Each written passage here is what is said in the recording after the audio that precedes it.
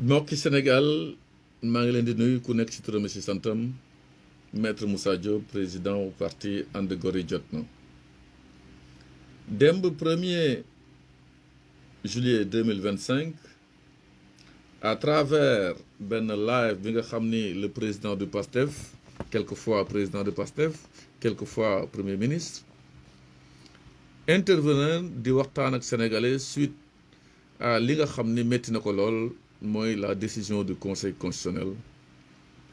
excusez-moi de la cour suprême les chambres réunies ñoom ñëpp décidé rejeter li nga xam ni mooy rabat d'arrêt bi nga xam ne moom loolu bëggoon def dans le dossier bi ko opposé ak Mame Mbaye Niang histoire de diffamation chambre yëpp réunir décidé ni recours boobu diñ ko war a déclarer irrecevable justice da ngay ñàkk wala nga am mais da nga leen war a respecter man loolu laa mës a gëm bu ñu la convoqué nga wuy ji mais dafa am li ma déglu ci li nga xam ni premier ministre def na ko wax na ko ci live am boobu waxta jàkkaarloog sénégalais yi man dama xam def ni il a un sérieux problème c'est pas qu'il dit ce qu'il a envie de dire moo ko tey non moi je pense qu'il a un sérieux problème le président du PASTEF a un sérieux problème parce que xaw ma dafa bëgg a jël ñit ñi comme des moins que rien ñu nu jàngoo ko fu ñu taxaw def gérer musoo ko def Moussa Diop a géré des deniers publics de plus de 100 milliards dans une société qu'on appelle Dakar Dem Dikk la Cour des comptes ñëw na xool fu ñu jaar ak yooyu pendant 6 ans et demi Covid-19 yaa ngay téye nit ñi pourtant Covid-19 Dakar Dem Dikk a plus souffert qu'aucune autre entreprise au Sénégal lignes yi ñu arrêté ko interrégional une place sur 2 à Dakar tous les cas suspects et chaque cas contact c'est moi Moussa Diop qui les a amenés des lieux yi ñu leen confiné yóbbu leen ci dans les hôpitaux yi ñu leen war a faj te kenn yëgu ko toutes les nuits j'étais dehors et la société l'a fait bu fekkee nag wax dëgg rek moo jot te ñu nekk ay jullit il faut que ñuy apprendre à dire la vérité et non di passer toute sa vie dans les VAR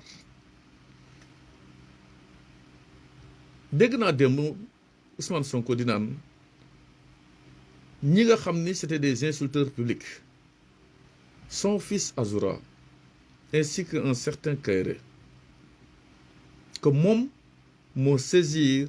le ministre de la justice comme nu mu koy waxee su ma saisir le ministre de la justice mu jël procureur général procureur de la république mun nañu bañ a poursuivre nee na donc moo leen saisir que moom moo tax ñu téye leen de qui se moque-t-il est-ce qu'il s'entend parler yenn saa yi tout le Sénégal sait que l'arrestation de et la condamnation de monsieur Azoura et de Kairé c'est à la suite d'une dénonciation que moi Moussa Diop j'ai faite maa ko def man maa génnee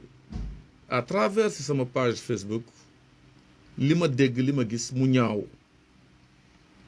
ma jël ko teg ko ci net bi wax procureur de la République il faut intervenir pour faire cesser ça képp ku ko mës a def nag nga bokk nguur wala bokkoo ci da nga war a réagir monsieur le procureur de la République ne moment boobu moom fu mu nekkoon tey lay wax ne moom moo saisir le procureur de la République moo à travers le ministre de la Justice c'est archi faux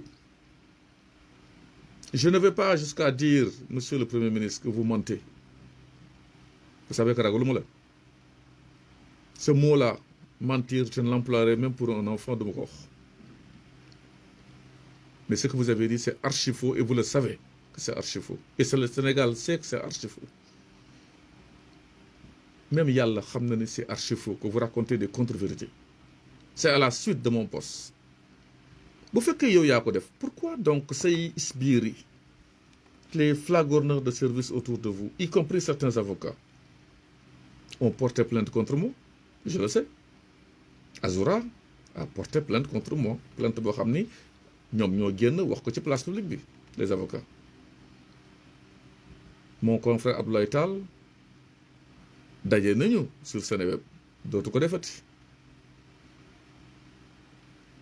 ñëpp xam nañ ni donc il y a une plainte boo xam ne Azoura ak ses avocats def na ko contre moi. Si donc Moussa Diop du moom moo def dénonciation bi nga ne yow yaa ko def, c'est pourquoi ce matin j'ai aperçu un peu votre Azoura là nee na da lay porter plainte. Il faut arrêter de jouer. Kilifa day wax dëgg. Donc là vous êtes en train de me blanchir que la plainte ban sens la am. Donc plainte bi ñu def contre Moussa Diop yow nga ñëw ne yaa ko def, donc nañu réorienter plainte bi contre vous pour ñi di déposer plainte bi génne ay certificat de démence pour jéem a manipuler la justice. te ñuy wax rupture, la manipulation n'a pas passé. Je remercie la justice sur côté boobu avec des certificats médicaux de complaisance rédigés par des hauts cadres du PASTEF et relayés par des avocats yoo xam ni man client bu duggee sama oto entendez par oto mooy sama cabinet, le volant de la voiture c'est moi qui le tiens, c'est pas le client qui m'oriente di me imposer quoi que ce soit dama dof kenn du ko condamné di nga koy faj. Et pourtant le tribunal a condamné tes enfants et t'ont obligé même à te dédire dans une VAR pour dem seeti la en prison kuy saaga doo ko seeti mais bu ko def. Kaddu dafa am solo. Donc à travers li may wax tey je m'adresse à vous monsieur le président du PASTEF Ousmane Sonko, mais je m'adresse aussi à vous parce que dans votre vidéo d'hier vous n'avez pas su vous camper en tant qu'uniquement président du parti parce que vous avez parlé de l'État aussi et de la justice, et dans cette affaire-là c'est une question de justice. Vous racontez de contre-vérités et tôt ou tard ça va vous rattraper. Ñi lay topp nag loo wax ñu ne noonu la, ñu xam ne du dëgg ñu ne noonu la. Peut-être qu'ils boivent dans le lac de Guerre fa ñu sotti Pastival day.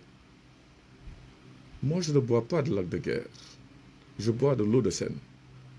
moo tax mënoo ma jaar fenn bu fekkee jàng la bu ne m'arrive pas à la cheville, bu fekkee courage la suñu éducation dong moo ñu séparé, mais xam nga ni lu tax nga may daw te ñu xeexandoo ñëpp Sénégal liggéey pour li am courageusement au prix de sacrifice yaa ko xam. Je n'ai pas peur de vous, et quand vous dites de raconter des contre-vérités je vous le dis en face mu leer.